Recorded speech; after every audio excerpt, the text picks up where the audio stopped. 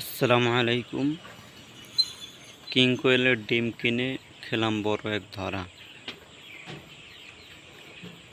এক ভাইয়ের কাছ থেকে কিং কোয়েলের 10 পিস ডিম নিয়েছিলাম, 100 টাকা করে পিস নিছিল। ভাই বলছিল খুব ভালো হবে, কোনো হবে না।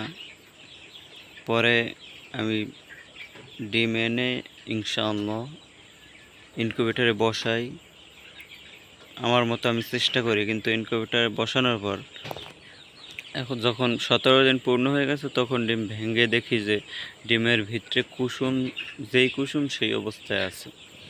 একটি কুসুমে ডিমের ভিতর কোনো রক্তও হয় নাই, কিছু না।